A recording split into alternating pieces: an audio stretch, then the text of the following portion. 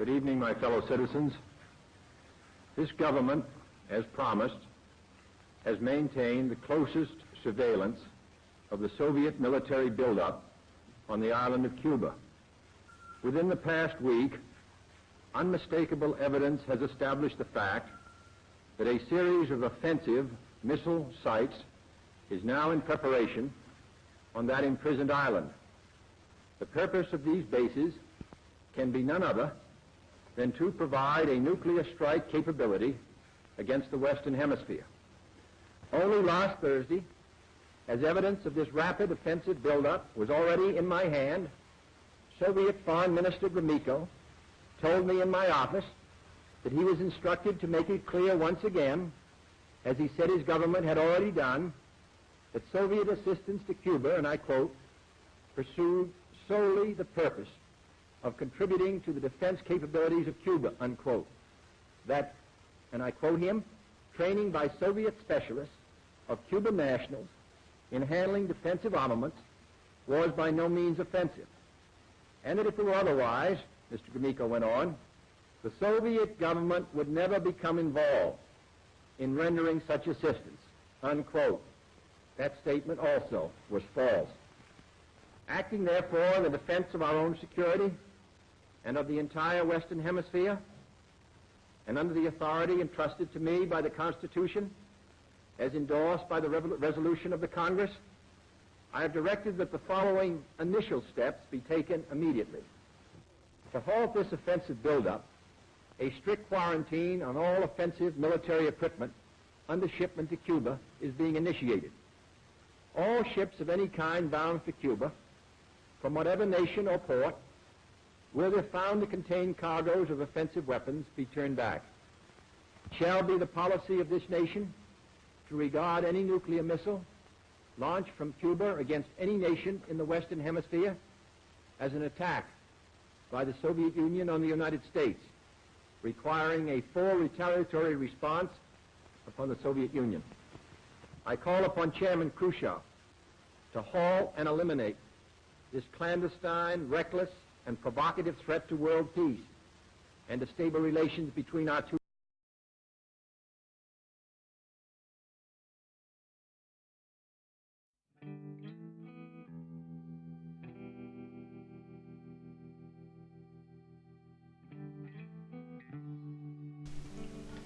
Hello, I am Mark Luciv, and I am interviewing my grandfather today. So tell us a little about yourself. Well, my name is Walt Luciv, and I was born in Ukraine. And after the Second World War, I immigrated to the United States. I came in the United States in 1950, got drafted during the Korean War. After the war in 1953, I went to Drexel University and then later to University of Pennsylvania for graduate school, got married, had What was 3 life children. like before the Cuban Missile Crisis? Well, the life was really interesting because we were in a Cold War with the Soviet Union constantly, and it was from day to day things were changing.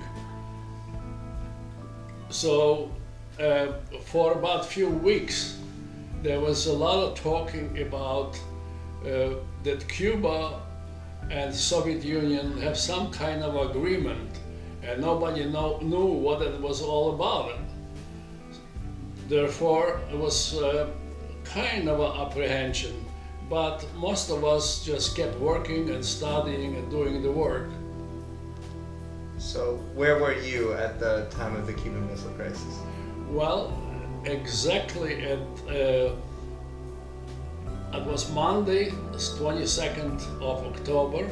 I had a class, advanced math class, at the University of Pennsylvania. That was evening class from 7 to 9.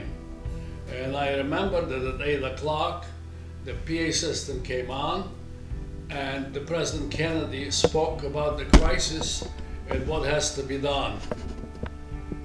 That we'll find out, at that time we found out that the Soviet Union has put missiles in Cuba which was like 100 miles away from the United States, and that was intolerable.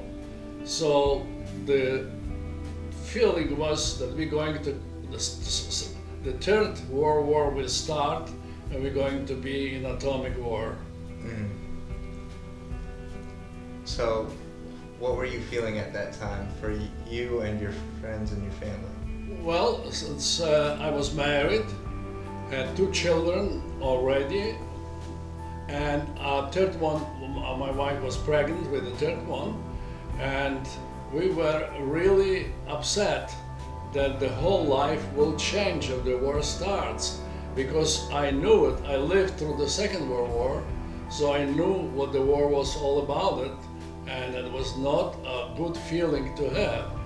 So we essentially, the only thing that was left to us when I came home, we just prayed and hoped that everything will straighten out. Okay. So, were you reassured by the media and by the president? Well, I don't know about the media, because media is some people were on either side of the, one group of people wanted to have appeasement, and the other one wanted to go to war, and there was another group that didn't know what to do. So essentially it was up to the president, and the president made the decision. And the decision was very simple. Told Khrushchev, remove the missiles from Cuba, and or else. And the fleet and everything else was in readiness. And essentially what happened is that Khrushchev backed up and removed the missiles from Cuba, and the crisis was really kind of diminished. Also at the same time we had to remove our missiles from Turkey, so it was kind of mutual agreement. So there was essentially a peace as we at that time perceived, although the Cold War was still on. Okay. How did this crisis challenge your beliefs and your faith? Well, I can say that my belief in faith was never challenged by that, because I have strong belief in God, and that is at the same time I had already experience in terms of war, in terms of what people can do, what people can do for good or for bad. And it's just a matter of finding more people that doing good things. And I had no problem with my beliefs whatsoever. Okay. How did you get involved with the government during this time? During that time, there was kind of you cannot get involved, because it was a decision to be made by President and his cabinet. So we essentially just prayed and hoped that for the best, and actually it came best, because the strength of force, we had enough force to back us up, and the Soviets backed off because they realized how strong it was. And that's always, for democracy to survive, you really need a good military, strong military, in order to back you up, so that this way the policies can be implemented very nicely. Okay. And how did it affect your life afterwards? Afterwards, the only thing that happened is that those were the first cracks for the Soviet Union, because Khrushchev later on showed the atrocities and the perversion of human rights and etc. that happened in the Soviet Union, and slowly started to crumble. And that led really to the dismantling of the Soviet Union.